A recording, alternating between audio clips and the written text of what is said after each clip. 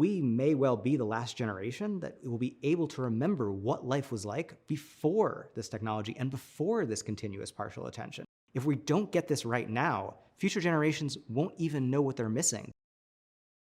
Hello everybody and welcome back to the podcast. Today we are discussing social media and the power of influence. I have with me here my friend Jordan.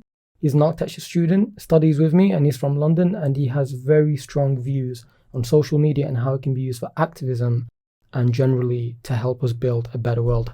How you doing, bro? Not too bad yourself? Yeah, good. Happy So what's been on your mind? Well, it's a big topic. yeah, I think it's going to be a good conversation. Yeah. I mean, we talk about this stuff anyway, so. We do. We've had conversations about how social media is raising awareness for all sorts of problems in the world. That could be climate change, animal rights, humanitarian crisis. Social injustices. Yeah, completely. So what's your just general opinion on that? What, social media in general with those topics? Yeah, with those topics. I mean, without social media, there's a lot of stuff we wouldn't know about, you know. We've touched on it before. Even stuff like Palestine and Yemen, and I mean, I wouldn't know about it. I wouldn't be taught in my house. So because you're from a British/European household, so those problems are not really close to. Yeah, and my household wouldn't know about them. Do you know what I mean? Okay. It comes from certain issues. You have to be affected by them to know about them, right? So my household wouldn't know about them. Like your household wouldn't know about maybe some other stuff that my household would talk about. That's why social media disconnects us, I suppose, because it's different. So backgrounds. when you first, let's go with the example you gave, the Palestinian struggle. Where did you first find that information? Literally social media. I know, but which app was it? Just it'd be Twitter, because I get my news from Twitter. I mean, I think. Right, is that a good thing?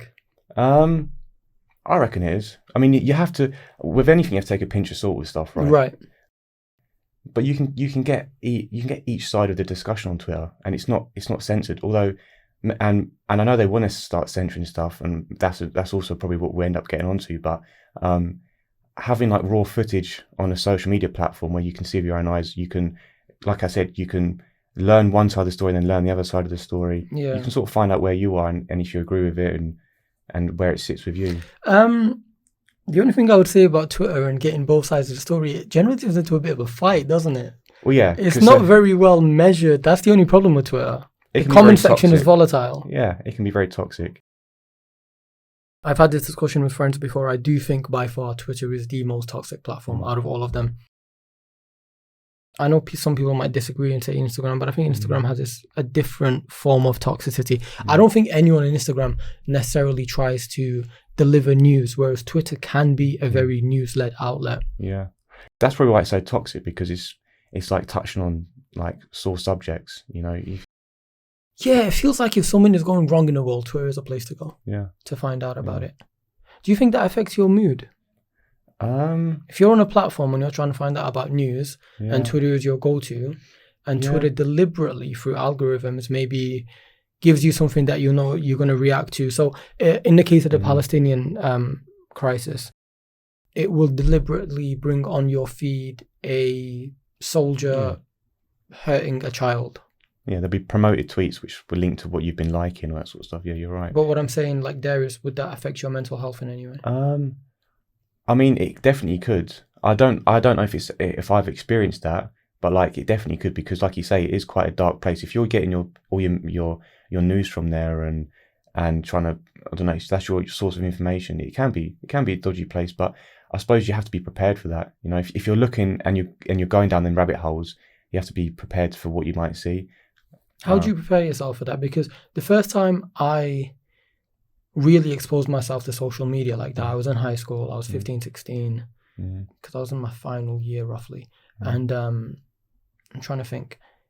I went down this rabbit hole of the Kurdish struggle. I'm Kurdish myself, but I didn't know that much about it. Like, you know about it. It's taught in Kurdish schools and your parents tell you about it, but you don't actually see the extent of what happened. And I remember going down this rabbit hole, and I think that really did affect me mentally. And I started seeing all sorts of atrocities, and that became my go-to place for the geopolitical news, for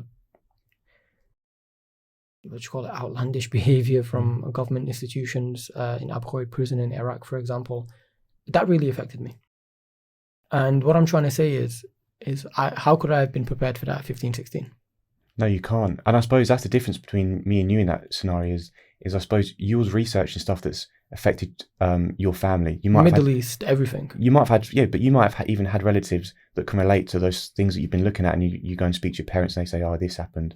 Whereas when I was looking at that sort of stuff, I'm looking at it from an outsider's point of view, and I see it as knowledge. I don't see it. I don't have that emotional connection with it. Oh, okay. You know what I mean? So, I mean, that probably sounds quite like, I don't know, cutthroat, but I think, no, it's fair. I think if you're learning about something, you can't fake empathy. Exactly. For the sake of making someone feel good online. To be fair though, I think I definitely do have empathy. That's why I care about Palestine and Yemen. And if I don't know much about Kurdistan, but if I did, I'd probably have the same.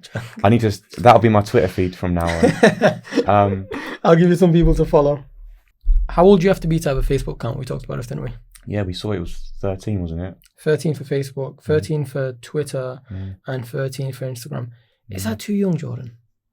I would say it's too young.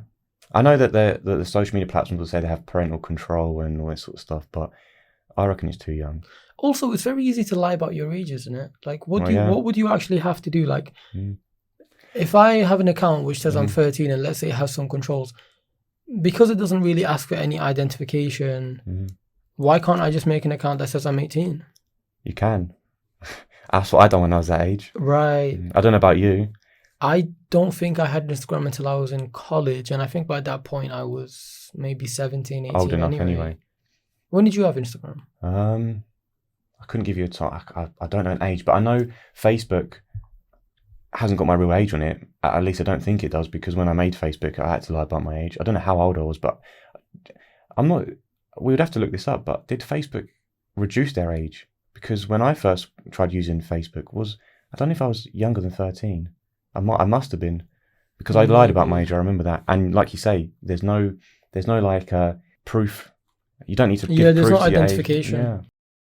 Which I think there should be. I've had this discussion before. I do think you should, for two reasons, by the way. I don't want to go off on too much of a tangent, but you should have to give your ID for two reasons. Firstly, your age and the actual verification that this account is you. And secondly, in case of online abuse. If I abuse someone online, this account is directly linked to my address, my ID, everything. Therefore, I will think twice before I abuse someone online. But as you know, we can make an account for whatever, a burner account. You can make one out of nothing for no reason, right? Yeah. So then I can say whatever I like and I won't be held accountable. Yeah. Like, what's Instagram really going to do, or Twitter really going to do after I've abused the person I want to abuse? Yeah, hypothetically, I don't abuse people, right? What are you going to do? Slap me on the wrist of getting restricted for a week? Yeah. They want you using the platform. They don't want you banned, do they? Right, exactly. And therein lies the problems, because so they will slyly act like they're doing something about this, whereas really the engagement is the most important thing for them. Yeah. It's a free platform, so you're the product. Yeah. So the more people using it, the more money they can make. Whether they get their money from is from advertisement and all that sort of stuff, isn't it? So yeah, it's a. What would you think about it if we actually did have to hand in our IDs? I mean, it's definitely a good idea. I don't know how you would go about it, because then you're giving a platform or a company the data of millions of people. Don't they already have that? They'll have data, so to speak, but do they have your age, your name, your address, all this sort of stuff? Then what happens when they have all that? What if that part of the data they're not allowed to keep, that's kept by the government? The government already has it. The DVLA is probably linked to the British government in some way, for example, right?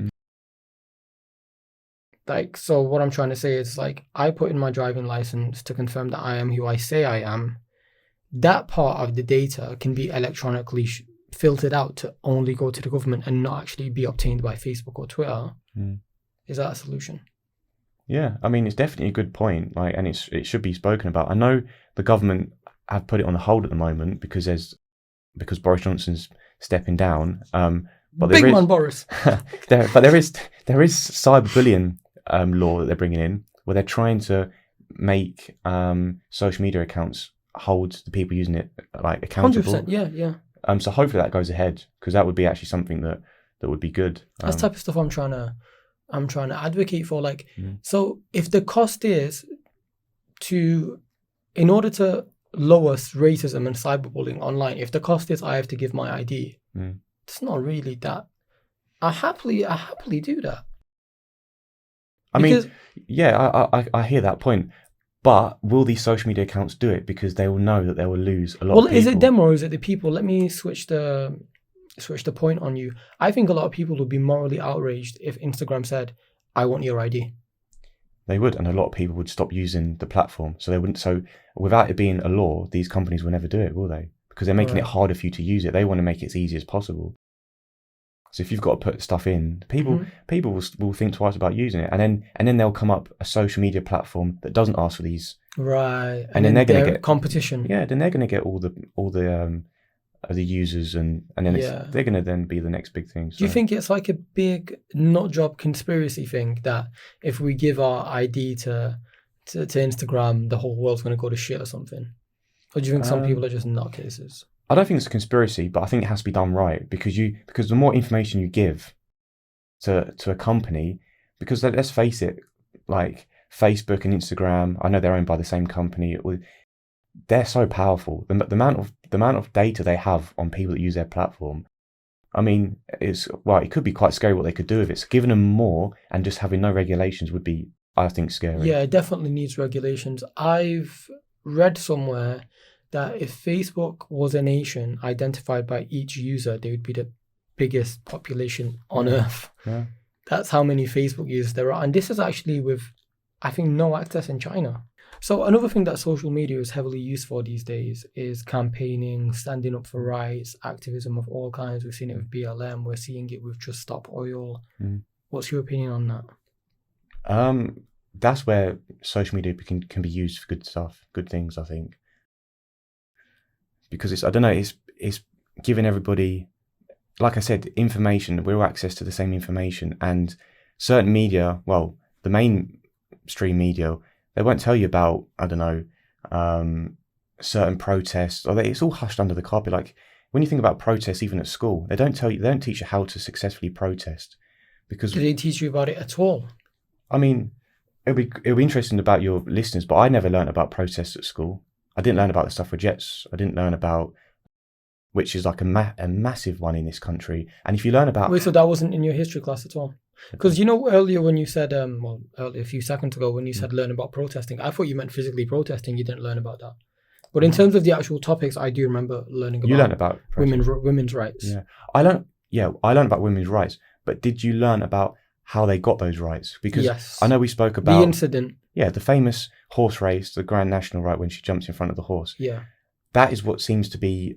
Everybody thinks that's what got women their rights because it blew up in the media. It did blow up. I'm sure it helped. It helped, but what really got them their rights was these women were going around smashing buildings up. They weren't taking no for an answer. They were getting told by the establishment that you're just going to have to make do with not having rights. You're going to have to make do with working in the kitchen, being a good wife, and all this sort of stuff. And they went round, and the people that were curtailing their rights, they were putting firebombs through their letterboxes. They were smashing windows. Obviously, it's violence, and no one wants to condone violence. But that's where like in this country now we're seeing a massive backlash against protesting because it works. Like protesting, right. In my opinion, and I know maybe you have a different opinion, but in my opinion, we'll find out. We will find out. But protesting is one of the it's a human right because if you're not how can I say it? If you're not happy with your scenario, your life, how things are, then you have a right to voice that. And I understand that they get nasty, and that's what you're probably going to throw back at me. But what happens when you're not being listened to? No, I feel you completely. I think just to circle back on your previous point, the woman in question was Emily Davison in 1913. It was at a big derby, as they call it. Yeah, it was a Grand National, wasn't it? She jumped in front of the horse, and 4 days later she died because of the injuries she sustained. But in 1928, they got their rights, didn't they? And women were allowed to vote at the age of 21. Look, I do agree with protesting. The difference, though, between what those women did in the early 1900s and the opportunities that we have now are literally night and day. We can now legislate, get petitions signed, and speaking of signing petitions, you can get electronic signatures. You can get the numbers you need without even leaving your house, and you'll probably be more successful that way. I can retweet your act that you want to take into Parliament. I can send it to people on WhatsApp. Those women really didn't have a choice, or even they were hardly even respected for that matter. Even women generally back then were hardly respected, let alone being able to vote and having your rights spoken up for. So when you say they had to be violent, that's understandable. But why do we have to be violent? Any protest doesn't have to be violent, but there comes a time where you're ignored for so long. How do you get listened to? And unfortunately, what's the definition of so long? Because surely you can't expect to have change within a few weeks or a year even. But you can have. I mean, let's take the suffragettes for example. Like you said, 1913 is when the incident happened. She was hit by. She jumped in front of a horse. She died. Yeah. 15 years later, they finally got rights to vote. That's a very long time. A very long time, right? Fully admit that. So like, why did it take so long? Why did it take 15 years after that happened? Why was it taking so long in general? I can't answer. Of course, it's a rhetorical. I don't know. I don't know it. You don't know it. But that is my understanding of why things must have got violent, because they're getting ignored. They're getting ignored. That's what they say. First they ignore you, then they laugh at you, and then the first they ridicule you, then they laugh at you, then they follow you. So that's the same thing until people take you seriously. And unfortunately, I think that's where this could be another topic. But anger. Anger is a very good emotion because it shows someone that you're serious about it. So if there's something close to your heart and you need it changed, and you're just I want it changed, but I'm all laughy about it, and let's have a joke, let's have a cup of tea and talk about it. People are going to be like, yeah, but do they really care? Whereas if you're like crying or you're fuming or you have some sort of rage inside of you because of what's happening, people are like, okay, and now I'm going to listen. It invokes some sort of emotion. Most people will sort of relate to you if you're in a bad state of mind or if you're going through something, and you can see that, okay, this is something that needs to be sort of listened to.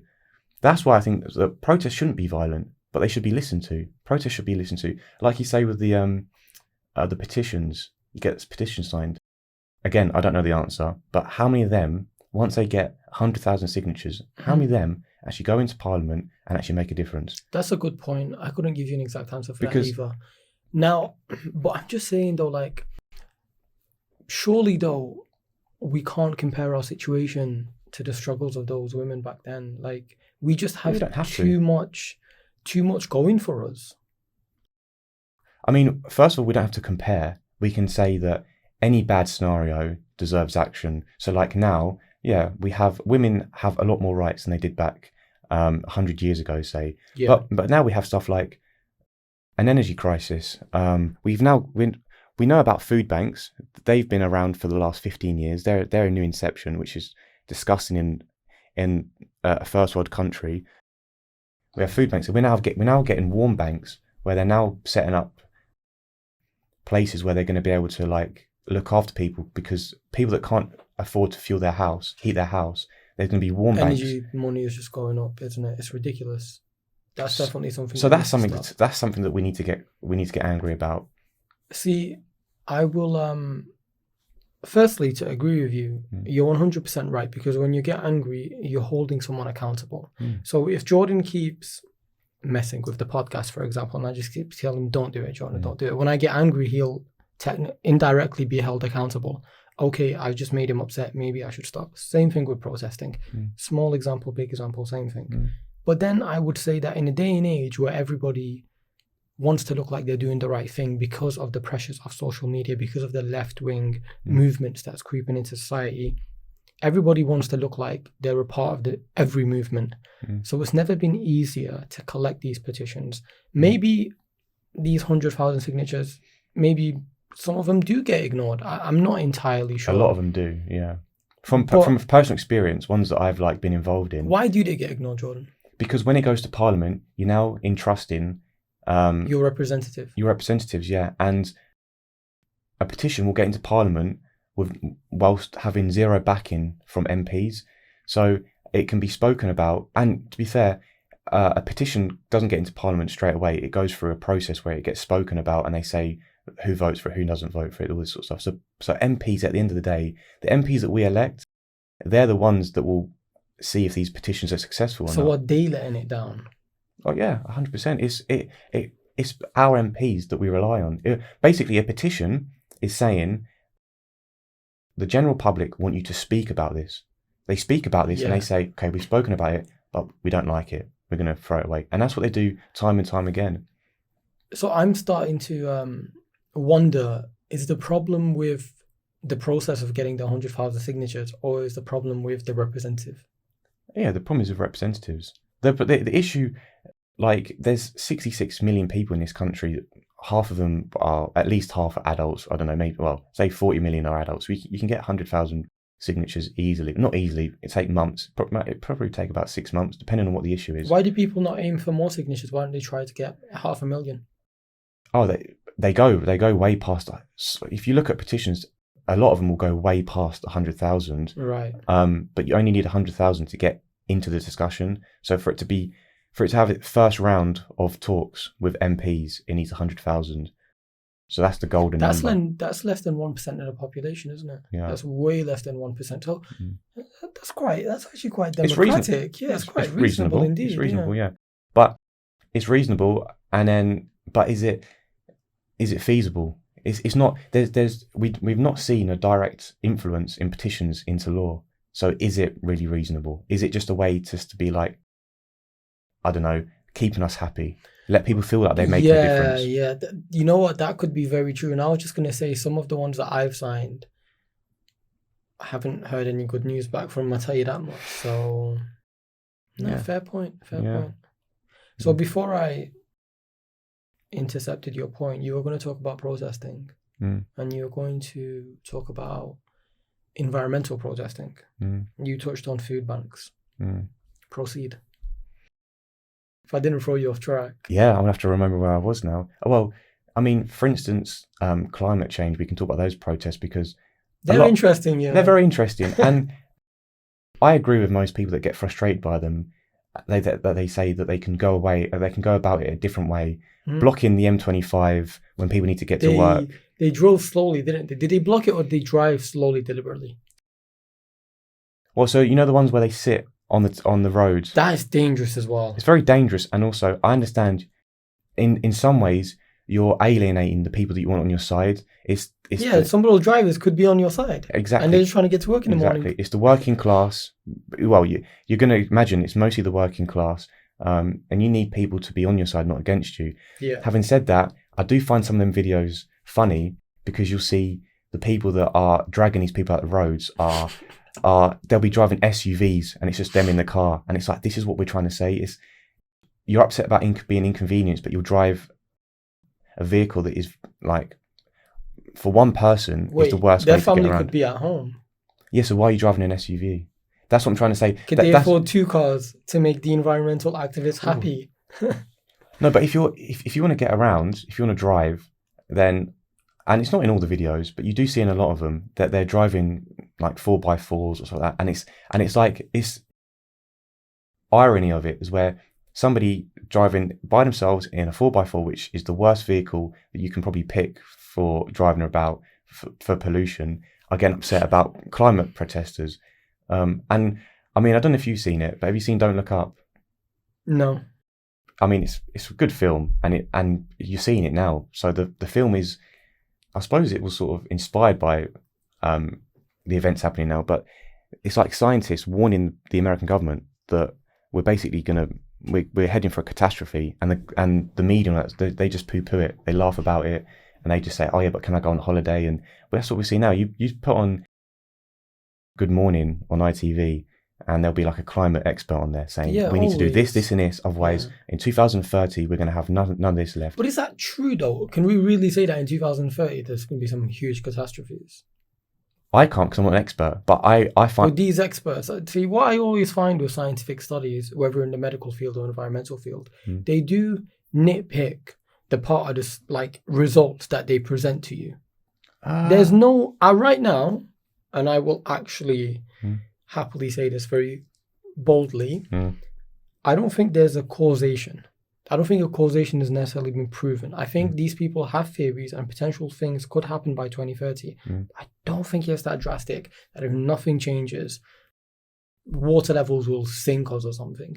The disasters speak for themselves. I'm not saying I don't believe in environmental change. Yeah. But is it as life-threatening as they claim it is? But let's be real, right? That's your opinion. I have an opinion. And our opinions we're not experts. But we won't see the facts until 2030. Because right now people are predicting things. Yeah. That's why I'm saying, do they have a causation? Do they have a correlation somewhere where they think for a fact that 2030 this will happen? Of course, they have. I mean, even the Met Office, they predicted temperatures in summer of 2050. They predicted the temperatures and they posted about it. They spoke about it 2 years ago, and the heat wave just happened. Can I just say that's not a heat wave? I'm from the Middle East. That For the UK, it's a heat wave. Can I just say, right, English people or people of Britain complaining about that heat wave while jumping on a plane to go to a hotter country. What are you complaining about? Oh, I love the sun. I was 2 days getting burnt by it. Yeah, I remember we were in London together. Of course. So we both enjoyed Jordan it. was walking around with like sunburn and stuff. Yeah, it was beautiful. I love being sunburned. But to be serious about it, obviously it's nice weather.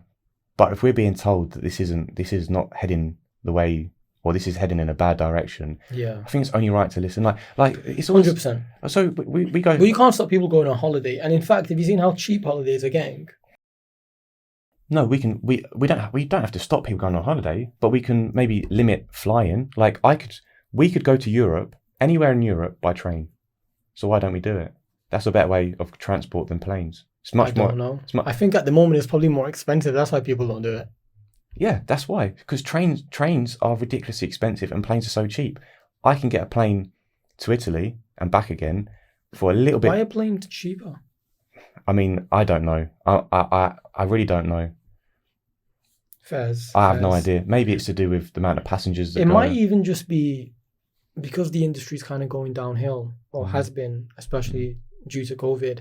They probably just thought, we just need people on this plane. We just need people on this journey. Actually, also, they're not as cheap as you think. You know, you'll find the Ryanair flight to Italy, for example, and it'll say £35. Yeah, but that's not without your baggage. And there's a lot of add-ons. So by the time you're done, you could easily be paying 80, which is still cheap because a ticket to London, like when I came down to see you in London and we went to the British Museum that day, did a lot of things. Did we go to the British Museum or did we go to the wrong museum? We went to the wrong museum first. We went to the Museum of Natural History because I'm currently writing my dissertation on museums and decolonization. So I came down to London. I spent a night or two at Jordan's. And one of the things we did in London was go to the British Museum after we went to the wrong one. But that's where we got the pictures. So that was all right. But what I was trying to say is that ticket cost me with my rail card, about 65 quid. That was more expensive than a flight. Yeah. For an open return ticket to London. So I don't really blame people for trying to enjoy their holiday, enjoy their summer. They've been working endlessly for weeks. You know, like... I don't blame people either. I blame that there has to be not a process. There has to be an infrastructure that makes us, I don't know, being eco-friendly needs to be sort of lucrative. Not lucrative, but if, like we're saying, a plane ticket is cheaper than a train ticket, then the majority of families are just going to be paying the plane ticket. That's reasonable. Like no one can sort of hold that against a family that want to take their kids on a holiday. 100%. They want to enjoy themselves and get away from the rain and thunderstorms, which we have a lot of. After that heat wave, we kind of got a lot of rain, if you remember. I spent the rest of that week working, but okay, a slight little point. Tell me if I'm right or wrong or whatever. In 30 years from now, or like in 2050, could it be that people start coming to England for warm holidays? Could we start getting our beaches back? What, Kurdish people coming to the UK to get a tan? Yeah. What do you think? I mean, the way I'd flip that question, I'd say, would more people be coming to England because climate change has ravished their country? Because that's why I think that's a fair point. In the Middle East, there is a bit of a water crisis. Yeah, but those areas are dry anyway, Jordan. There's very little we can do about that. I know, but so for climate change, when you look back over our history, human history, we set up big cities always by the coast. You look at Australia, you look at America. 100%. Because water is essential. Because water is essential, and that was we had to be close to Babylon directly goes through to the two main rivers, Tigris and Euphrates. When Babylon was set up, because Iraq, as dry as it is now, the cradle of civilization, that country had two very flourishing rivers, Tigris and Euphrates. What, they're not there no more? No, they're still there. The inception of these rivers actually start somewhere in Turkey, I think, and then they flow all the way down, I think past Iraq as well. But when those empires were created, to your point, they were by the water. Yeah. Even Egypt, the Nile River, it's just, water is essential. Yeah, of course it is. So that begs the question, if these scientists are right, and climate change is serious and water levels will rise, there's thousands and thousands of people that will be, not thousands, millions, billions of people that will be displaced from their homes 100%. because all these cities are located by the coast. I do think some of that is just inevitable. I don't know if, I could be completely wrong here, but I don't know if people in the West or China and India, let's say we somehow got to net zero, I don't think that would change the inevitable crisis that would hit dry regions like the Middle East. I just don't think it would. Okay, say it doesn't. It will definitely limit. It will slow it down. It will slow it down, and it will definitely limit.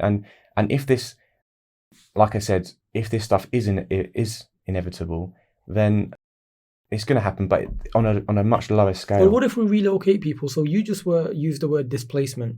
Now, use the word displacement, it sounds like people having to leave where they're from to go somewhere else. Fair point.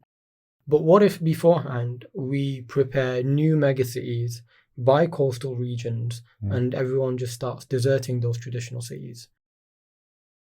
I mean, that might have to happen anyway. It might have to happen anyway. Because look at Saudi Arabia, pretty much a very dry country, a lot of sand, but they've got a lot of mega projects coming up and they're not going to have any shortage of water.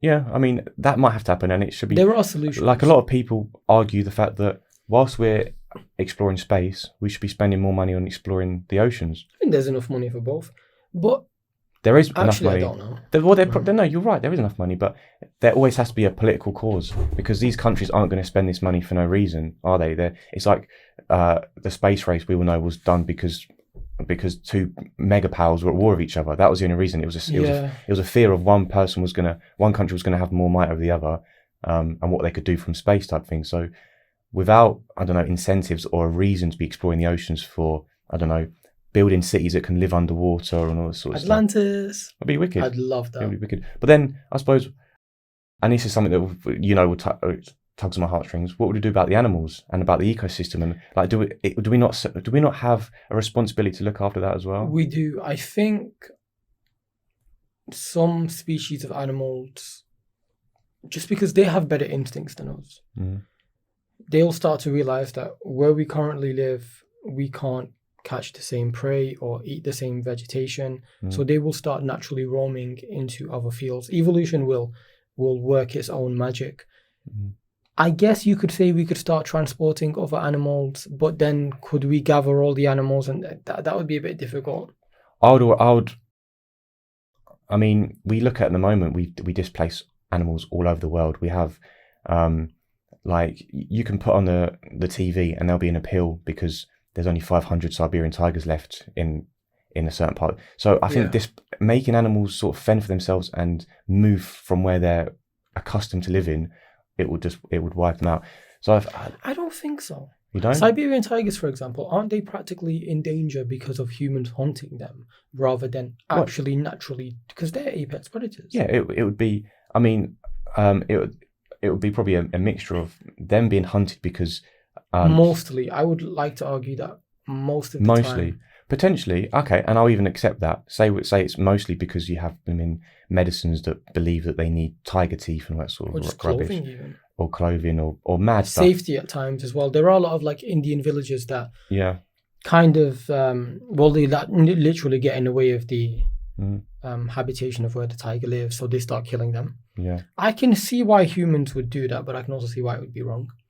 But that's what I mean. So I think it's only logical to trust in scientists when you talk about, or an expert in any industry, when you talk about something, is if they're right, then it's not just us it's going to impact. It's going to impact a plethora of all sorts. I just don't think animals will stick to living in an environment where they can't find any food. I think enough of them, some of them will die, but I think enough of them will start moving around. Okay, but then And then they'll find their own way to survive. Also, by the way, if we go back to my idea about abandoning these cities and going to our new mega cities, but we leave the animals there, the animals will actually probably thrive more with the fact that the humans are now gone.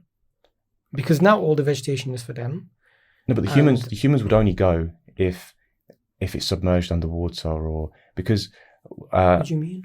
so these cities that I said we will be displaced from, it's because rising sea levels will submerge them. Oh, so you're talking about certain areas like Bangladesh that are... Yeah. I thought you just meant areas that dried up or something. Or... I don't know, because I think animals would severely die. If the area was drying up because of the pure heat, I still think we have infrastructure that can combat that. We live in places where we probably wouldn't have been able to live 100 years ago just because we have better technology now. So that doesn't scare me. What scares me is it literally being submerged, because, like I said, a lot of our cities are on the coast or by the coast. Yeah, no, that's a fair point. A lot of islands seeing floods, and flash floods became much more frequent, didn't they? Yeah, pointing towards climate activism. Yeah. And I suppose just the heat rising, I don't think we really understand how serious that is. Like, what can that affect? That's what we should, and this is what's quite annoying about like the public discourse when you put on the TV or the media. They're not teaching us what could happen if this is all true, or what heat rises would do to the environment. They're talking about other stuff, or they're glossing over it. I don't truly know what climate change is going to look like. I don't know how severe it could look. You know, is it just going to be too hot? Is it just going to be water levels dropping or rising? I don't know. It could be all sorts. You know, the worst thing, from my knowledge, is water temperature, because the oxygen concentration in a water molecule is much less than in the air that we breathe in. So when the temperature rises, the oxygen concentration in the water, I think, decreases, and then the fish can no longer survive. So a slight temperature increase of 0.5 on land is not a big deal, but in the water is very detrimental to many species of fish. So fish are actually more in danger right now than we are. Yeah. And fish is, for a lot of people, a primary source of food. Yeah. And I mean, the sea, a lot of people don't know, the sea is one of the main, well, it's the main source, not the main source, but one of the main sources for oxygen. It's where we get our, like, and I could be talking rubbish here, but it's something like, it's close to 50% of our oxygen from in our There atmosphere. is less oxygen in the sea, though, I believe. I could be wrong. But there's more, there's so much water that there's more of it. Yeah. And obviously you have all the coral reefs and all the algae that lives underwater, that releases oxygen. So when the sun, it still gets beamed, still photosynthesis, synthesizes, and then produces oxygen. That word since biology. I know, I said it wrong the first time. And then so we get a lot of oxygen from our sea. It could be up to 50%. I don't think it is 50%. Maybe it depends on the area as well. Yeah. So what would you actually do to protect the animals then? Do you have a certain idea around it? I'll do the same as protecting ourselves. I think we have to take it seriously. Like, I got a moral question to ask you. I'm sure I've asked you this off air. If you saw two animals, and this is a regular food chain thing, so one is eating the other, would you save the prey from the predator? In nature, I wouldn't get involved. No. Right. No.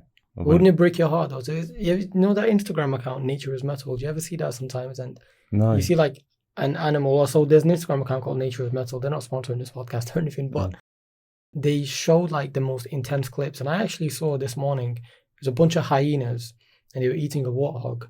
And I was just like, it was kind of breaking my heart. I know it's nature, but it's quite extreme. And I was like, shit, in that position, would I chase the hyenas away? Am I ridding a family of a meal? Are the warthogs losing a mother? Or so? Do you know what I mean? Like, yeah, nature's cruel. Nature's cruel. But then it's like, when you do that, what then affects? There's like what's it called? It's like a. But would you not do it as a one-off if you could? No. Never. I feel like I'd do it as a one-off. Like, I wouldn't be there every day, but just as a one-off, I'd save an animal or something. Not in the wild, not wild animals. I mean, we both have cats, and I've done times in the past when a cat has tried to get a bird and I've clapped, and because I know our cat is going to eat, so Yeah. that's different. But in the wild, you just have to.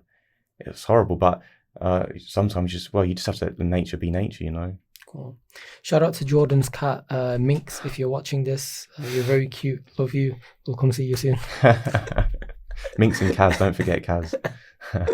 Kaz as well. Kaz wasn't very nice to me. I know she's a little bit moody. Yeah. She is. Shout out to Kitty as well.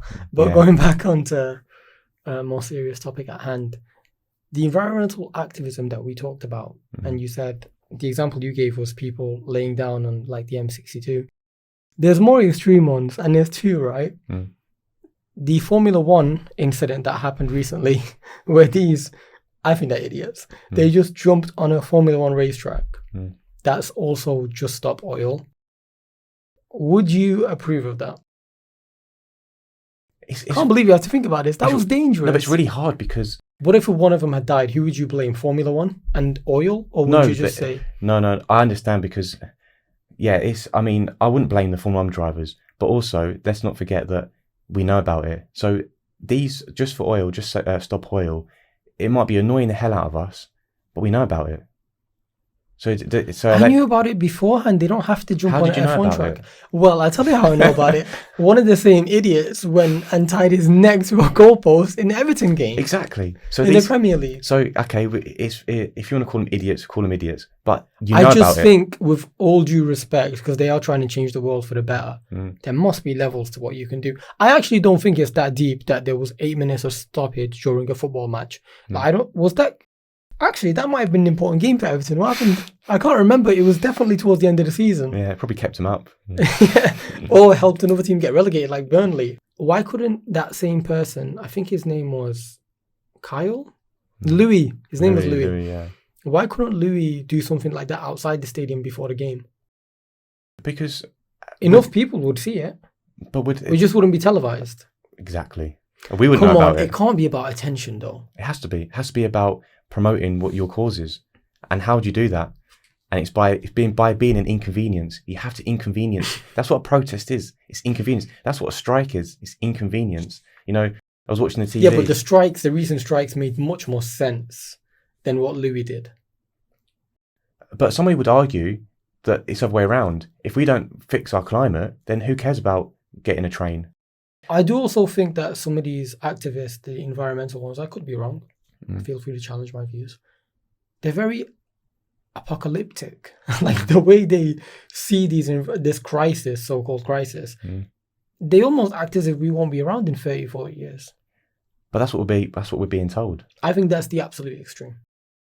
Okay, if that is the absolute extreme, then is it I'm sure me and you will still be alive in 30, 40 years. I hope so. We should, I hope to live till 400. Yeah. But the point is, though, we could actually circle back to this and say, how bad did it actually get?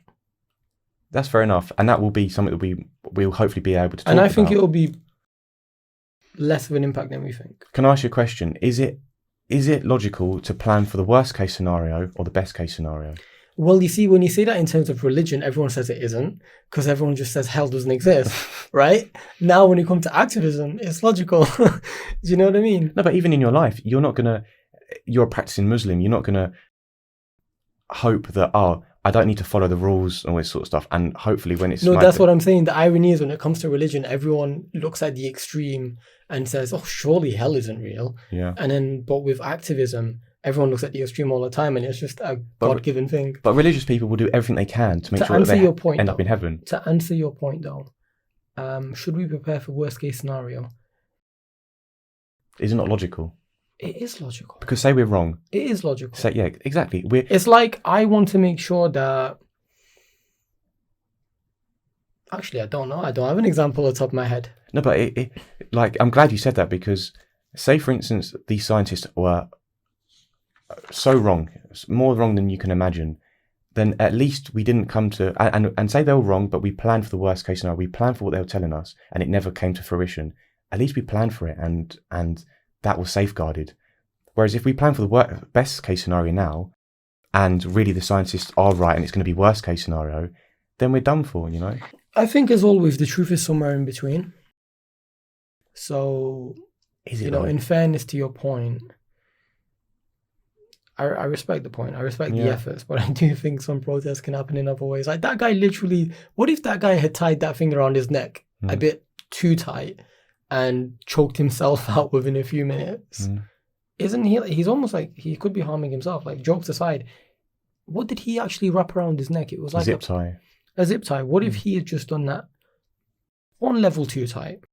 And all of a sudden he's stuck and he's slowly about to suffocate and he actually dies on TV. That's the worst case scenario that could have happened. That could have traumatized a lot of children or adults who were either at the game or watching at home. But that's the risk he's prepared to take, right? So that's not him putting it onto someone else. He's saying, I'm going to do this to myself. No, but your actions have direct consequences. And if I'm at a football game and I, God forbid, witness someone die on the pitch, that can be very traumatizing, even if it wasn't deliberate. Of course it can be traumatizing, but then their argument would be it's going to be traumatizing when millions of people are dying because of what they're trying to, awareness they're trying to bring, right? There's always going to be like, how do I explain it? Like a trade-off where what you're doing, you're going to risk criticism and maybe getting something wrong or having a bad outcome to try and bring your issue into the spotlight. It's just going to happen, you can't do it anyway, any other way. I don't think anyway. I can't agree with you, nor necessarily disagree with you. So that's the thing. I think we've got to be a bit more moderate about the way we do things. I do also think that some of these companies do feed off the attention they get online or on news outlets. So, for example, someone he was on TalkSport after the incident happened on F1. His name is Dale. He owns, let me see, he's a big activist. What's his name? I've got the information here. Dale Vince, I think. He owns Forest Green Rovers. Oh, yeah. He's very big on activism. Now, before we end today, I want to talk about a topic which I think you're probably primarily here to talk about above all else, and it's animal activism, making a change, making sure we do no longer test on animals. So take it away, man. Talk about some of the companies that are still doing these backward methods of hurting so many animals. Yeah, I mean, I can... Primarily in England, because obviously most people listening to this, I'm guessing, will be UK based, is we still have vivisection in the UK, even though it has a 95% fail rate. It prolongs the advancement of a lot of treatments needed for humans. And yeah, it's barbaric what we do to animals, and a lot of people don't even know what they do to animals or what animals are involved. A lot of people will probably turn a blind eye to mice and rats, which is, I find, not very nice, but we do it to dogs. I mean, I've spoken to you about it. Hopefully people listening now will Google Camp Beagle, because it's in Cambridge and there's one puppy farm left in the UK. Just one? What changed that? What changed what? How come there's only one left now? Because you have to have the license from the government, and the government is no longer giving out a license? They are, but this is where the conversation can turn into an hour-long conversation just on this topic, because there's so much red tape and secrecy involved in vivisection, where to talk about, you need to sort of, I'll need to spend 10 minutes proving one point so you understand what I'm going to try and say somewhere else, if you know what I'm trying to say. Generally explain it, because unfortunately, as you know, we haven't got enough time. We don't have enough time today, we actually don't. I know. So ultimately what you're saying is these tests that are done on animals are actually 95% failing. Never fight, no. So certain companies are hurting or killing so many animals only to realize there's very minimal advancement in the first place. How is the protesting organized, and what happens when the protesting happens outside these puppy farms? So describe that a bit. Yeah, so it's actually really interesting, Camp Beagle, because it's the first protest group, and it may even be the longest protest group in UK history. Well, they've been there for over a year now. They've been actively outside the premises. Yeah, since June last year, they've been outside camping. The members come and go because everyone has a life to live as well. Obviously, you can't dedicate your whole life to it, although some people have. And they protest. They're just bringing awareness. People that drive by, they're bringing awareness, and they're trying to hold accountable the company. They're trying to hold the staff accountable. They're trying to get people to realise that, look, what you're doing is wrong. You need to look at it. It's not just a paycheck. They get paid very well. So obviously, if you're getting a lot of money and you just come out, a lot of them are young, so they come out of like sixth form, they get like a job that's paying them God knows how much money. Test on animals. Where they're protesting, they don't do the tests there, but Right. what they do is they breed the puppies until they're 6 weeks old, beagles, and then they'll ship them out to nearby labs. And they even, I think they even go to France as well. But there's so much. If people Google Camp Beagle and go on the Facebook pages and watch the videos, there's some amazing activists on there that just know so much about vivisection. Like it's become their life type thing where it's not sat right with them. And what's amazing about that protest camp as well is the company tried taking them to court. They tried beating them through the courts. The protest camp won. So we've won in court, which is sort of unheard of. A lot of protest groups will just get crushed, but they've made a point to be non-violent because they want to last. They don't want to last because they want this place gone, right? But they don't want to do it so, God forbid, a car comes out, they smash a window, and then all of a sudden the police are like, right, we're just going to have to put an injunction zone around here, no one can come again type thing. But they also want to get their elbows out because, like I said, they're angry. They're not just going to sit there day by day. You can hear the puppies, you can hear it all, you see it all happening, you see where the trucks come and get them, and there's stuff that's been happening to try and stop it. People have broken in and they've rescued puppies. This is going to carry on until this place closes down. I got a question. What's the alternative to animal testing? So we have two alternatives that have a very high success rate compared to the 90% fail rate. There's a chip where you can basically recreate like the human biology system, and whatever product you want to use, whatever like I don't know if it's bleach or it can be it could be cancer Makeup. treatment or so yeah, makeup's banned in this country anyway. But if it's let's say it's for medical advancement, because a lot of people will say, oh, we need animals to test on animals for human medical advancement, whereas these chips and it's all technology, it's all like computerized now, where they can find out what would happen to it without hurting anyone. And it's also good because if a product has a 95% fail rate, what happens when these products then go into humans? Because a lot of them get stopped at the animal phase, but then there will be some that will go onto humans and they will hurt humans as well, because it's not animals. The success rate is very low. Yeah. What's the second one? So talk about the chip. What's the other alternative? So you can also have as well, when people dedicate their bodies to science, this is like, I think it has like something crazy, like a 70% pass rate. Would that be a dead body? Yeah. That's mad. How do you even preserve it for so long? I'm not too sure, but obviously a lot of these products getting tested on animals are like household bleaches, stuff like that. Like the Beagle, people will know about the Beagle test, about the smoke, the gas mask going on their face and putting smoke through them. They do the same stuff with like bleach. They'll put tubes down their stomachs. They'll pump bleach down. They'll see, oh, what's happened to the insides. Surely everyone knows bleach is bad. Why do we need to keep Everybody testing says this. Everybody says this because legally, if you want to bring out a bleach, you have to test on animals. You have to test on. There's different classes of animals. They'll be like, you have to test on a primate, a middle-sized animal, small animal, human. Like they have to go through these loopholes to do it.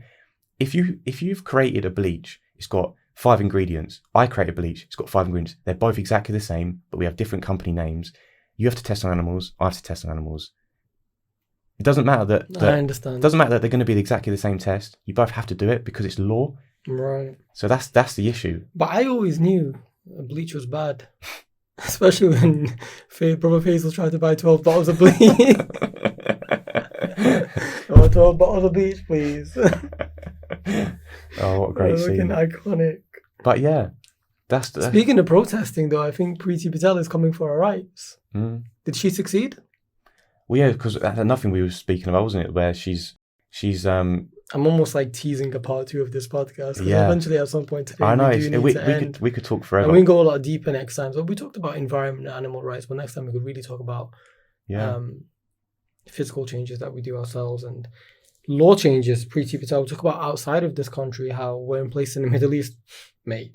It starts turning into shootouts. In my country, there have been shootouts between governments and civilians. Yeah, I can imagine. So there's levels to this shit. Mm.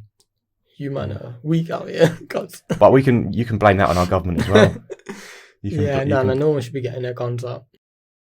But yeah, that is all that we have time for today. Thank you very much for listening.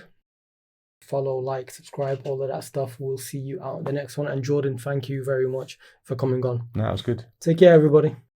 We may well be the last generation that will be able to remember what life was like before this technology and before this continuous partial attention. If we don't get this right now, future generations won't even know what they're missing.